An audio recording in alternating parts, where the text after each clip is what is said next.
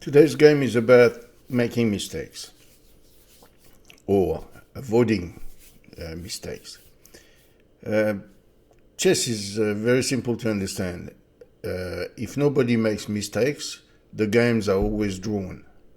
There is never a result. So, in order for white or black to win, there needs to be a mistake made by the other side.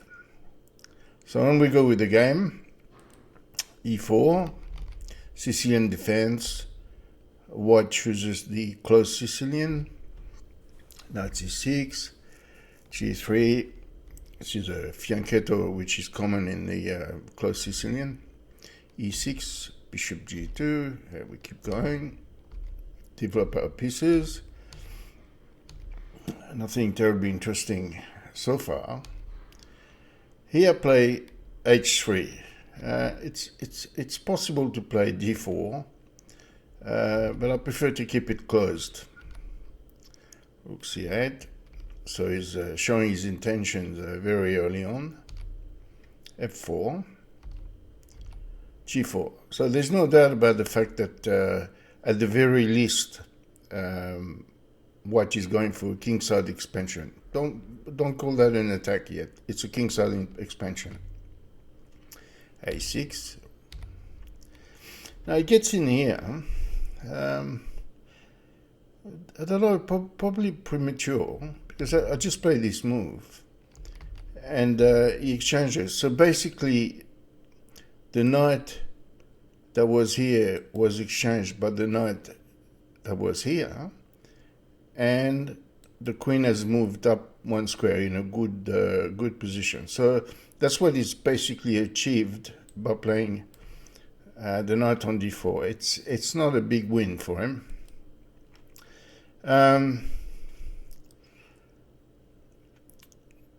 If he had left my knight here in lines where he plays b5, it would hit the knight c3 with b4, which is more to his advantage than what he has currently played. Anyway, after queen takes e2, b5, g5, so asking the knight the question, and there's only one answer, which is rook knight to e8, strengthening the pawns, pawn chain on the king side.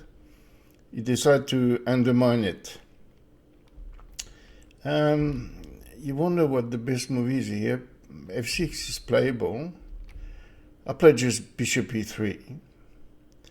Now he should probably go for something like e5. And really, now it's very difficult to play for white, because if you take this way, this one is going to become weak. If you push on f5, you're gonna have that pawn weak as well, and it's not a good idea to block. So it'll be interesting to see a variation what happens if e5. I get this square for the knight, but my pawn chain is under strain. It's probably still equal, but a different kind of equal.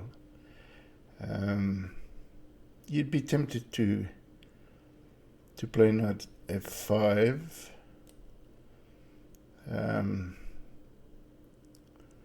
There's a bit of counterplay here potentially, but I don't think. I think he just win the pawn here. What's the best way to capture this? Rook takes f5. Oh, there's a way to get out of it. It's a bit complicated. If he takes, if the pawn takes here, as in, yeah, if he takes here, there's a swap, and I get my I get my pawn back. Probably this way. So it's still restricting the knight from getting out. And also my rook is going to come into play quite quickly. So it's probably still equal. Nothing in it. Okay, after bishop e3, f5, I took, which is probably the best move, because now you're deviating that pawn from this square, and that can become potentially a weak square. So it's worth taking. He takes back. Now I spend a little bit of time here. I feel that white has the advantage, but I'm not sure how to resolve it, because I was concerned about bishop c6 challenging the bishop here. This is why I actually gave check. Initially my idea was to put the queen here, but unfortunately he's going to have his knight to here, and I can't really hang on to it, to this positional advantage of the d4, the d5 square here.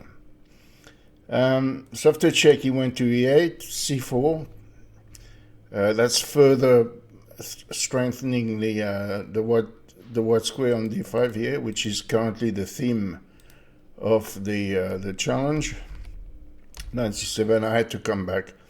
Now, one good thing that knight c7 did, it now cuts off the rook from this square, and therefore he cannot play bishop here to challenge my bishop on one square, on what square. So that's a good thing.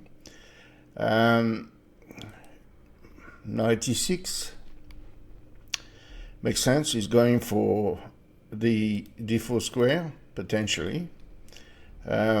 As long as my pawn chain is preventing him from playing this bishop here, I'm doing well. I've got a control of this square d5, and so I play queen here to stop the knight from getting in. And now he plays the bishop to c6 as expected. I take, queen f3. So basically my queen is replacing my bishop right now. There's very little in this game. White, if we were to assess this game right now in this current position, white has got a slight advantage by the fact that it controls g5, and the queen is active on white squares, replacing the bishop. This is quite solid. So he's not able to undermine and somehow bring the bishop here, which would be a problem. Once the bishop is on f6, the knight gets in, or the bishop gets in, trading bishop for bishop, and then you've got this free square for the knight, which means that knight has to leave the king side and comes into defense, obstructing the e file, which now later can be taken by this rook. It gets quite messy, but let's call the situation, this position, slightly better for white. So he moves his rook back. It was attacked. Obviously, this is the only open file on the board, so getting a rook into play is kind of a good idea. So by going back to c7, he's now wanting to push here. And I wasn't too sure what to do here, and I decided to go for strengthening the c4 square, which sort of makes sense. b3, and he pushes. Now, of course, I'm not going to take. Rook up. Here, he should probably take, and then once he take back, he can maneuver his knight to here, and then he's got this, potentially. So, but he didn't. He gets greedy for space, and now my bishop just drops back. Now, interesting, what has happened now is he will not be able to stop me from controlling those two squares with my pawn, which means that in the current state of affairs, his knight cannot move forward. And also, if it ever moves, say here, it's not threatening to get into d4. The only thing it's doing is pressuring f4. But basically, positionally, he's reduced the scope of his knight. Bishop d6, we call that pointing in the right direction, doubling the rooks. So now he's going to have to do something to basically affect exchanges on the e file. So the first step is to move here, and the next move will be to put a rook on e8, whichever rook he wants. And here I thought long and hard. This is a very difficult position to assess, and I decided that despite the fact that I had a weakness here on f4, it was worth exchanging my bishop for his knight here. Now it's not an easy thing to do, but I felt my knight with the pressure on these plus the rooks being exchanged, I had some prospects. So I played bishop to a5, and now rook f went to e8. I took, he takes here first, rook takes, he takes here, and now what do? I just play a very simple move, king up. Get the king off the black squares. He's got a bishop on the same color, and see what's going to happen. He pushes here, so I challenge immediately. It may be watered down, but I still have some play on the king side. The first thing that comes to mind is, if I push, perhaps later I've got perpetual checks or back rank mate idea, things like that. So I'd rather have the advantage, the territorial advantage on the king side than not. He plays queen here, which I had seen a potential ganging up on the pawn. And of course, the last thing you want to do is to play a rook here and be totally passive and give him the file to himself. That's the last thing you want to do.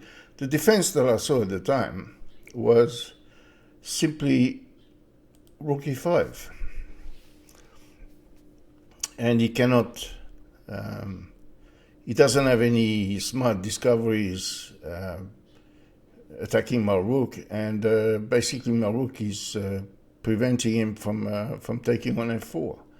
And that's roughly an equal position. I still do have a space advantage, but that's about it.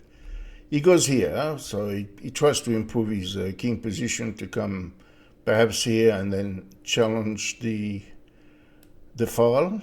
That's a good plan, except it doesn't work. And remember what we said, chess is a game of mistakes. So rook takes f5. And now probably to his aura, my opponent would have realized that he left a fork. If pawn takes, knight takes check and gets the queen next move.